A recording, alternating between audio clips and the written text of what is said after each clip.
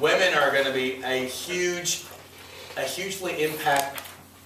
are going to be very impactful during the Second Great Awakening. Women are going to be politically active, socially active, and women will be a major force for change. The progressive movement, which in the early 20th century, what sometimes people call the Third Great Awakening, was also very female-driven, right? The Age of Reform are different types of people who are pushing agendas in America, trying to sort of revitalize the Puritan way of life. Now let's talk about some of the major issues of reform. There is one major issue of reform, not the one you like, well I'm sure you like this, but the one big giant issue of reform is what do you think? Pushing for change to make America a better place on earth. Morally. Abolition of slavery. This becomes a hugely important part of the social doctrine that comes out of the Second Great Awakening.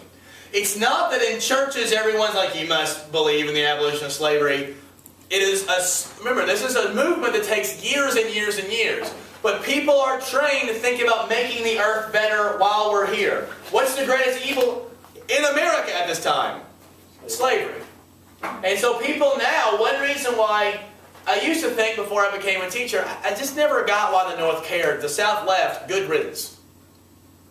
Right? They're evil. Get away with them. And those white people who fought, they weren't abolitionists.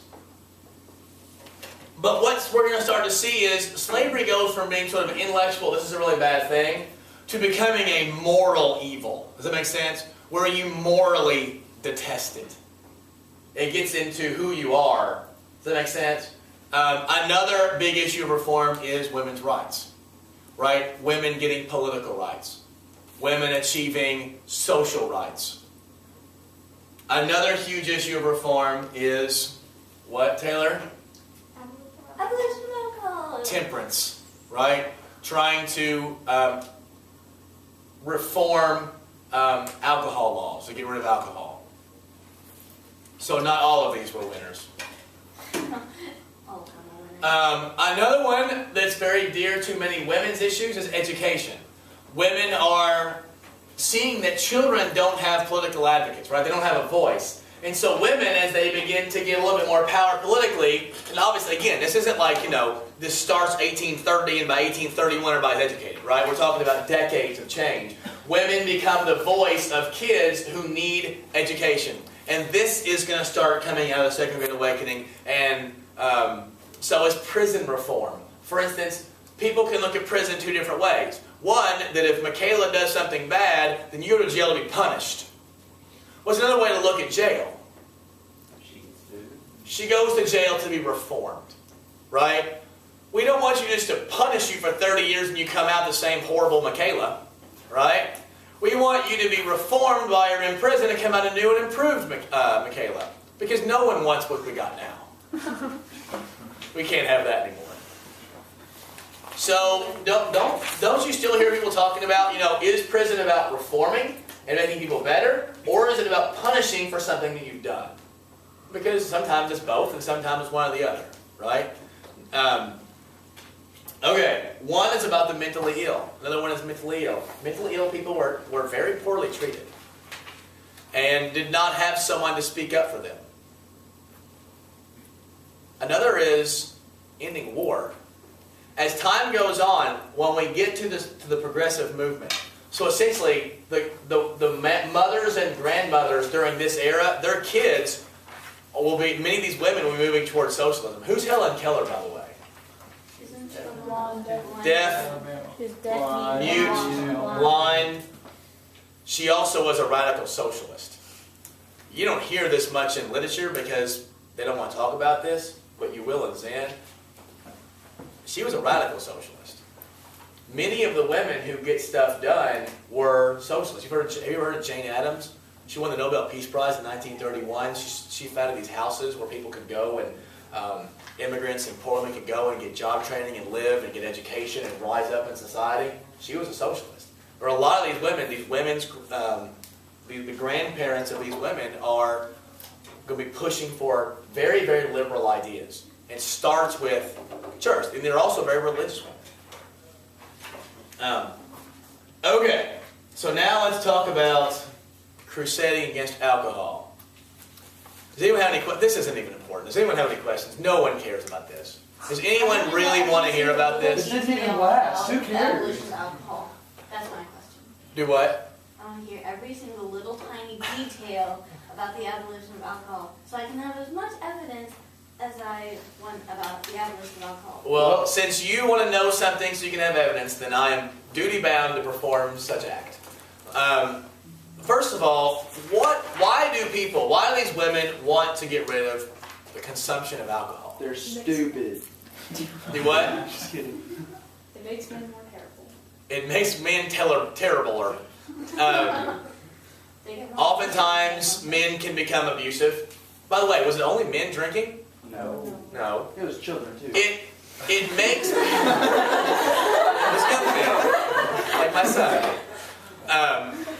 It makes people fiendish. It makes them wicked. They make bad decisions. It takes men and the money they can go towards their family, they drink. Instead of being good husbands, they can be abusive. That nothing good comes from alcohol. This is the argument. I like their argument.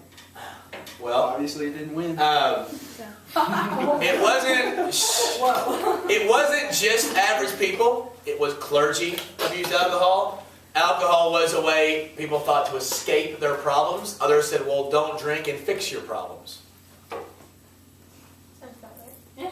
So this is the argument. I know. And they began to push this on state level and national level. And there were many states that had local prohibition laws. Kentucky still has local prohibition laws. They are, they're reading to change. There's a reason on 127 going south, liquor stores right before Mercer County used to be called First Chance or Last Chance Liquors, because they were the last liquor store you could buy until on 127 here in Tennessee.